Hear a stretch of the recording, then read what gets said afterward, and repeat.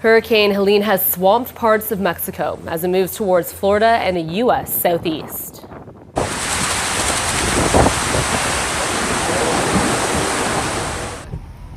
Helene is expected to hit Florida as a potentially catastrophic storm sometime this evening. The U.S. National Hurricane Center says by then it could be a major Category 4 storm with winds above 200 kilometers per hour. Warnings of a storm surge that could swallow entire homes sent residents scrambling for higher ground and led to states of emergency throughout the U.S. southeast. Meanwhile, Tropical Storm Isaac formed last night in the Atlantic Ocean and could become a hurricane by the end of the week.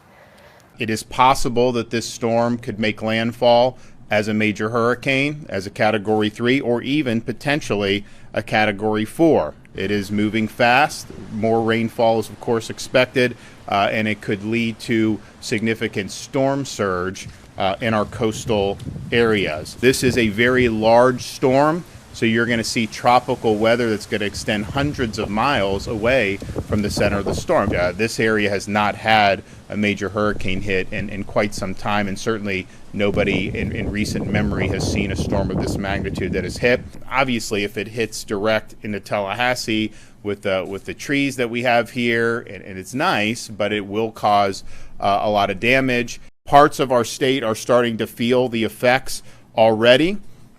Certainly, if you're in North Florida, you still have time to execute your plan, but you got to do it now.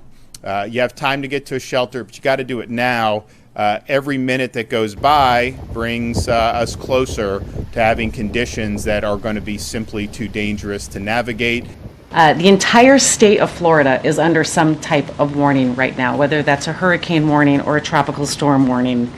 And we expect life-threatening flash flooding in the state's north as the storm continues to move north. We're already seeing impacts in Florida, and the forecast indicates that we could see up to 20 feet of storm surge.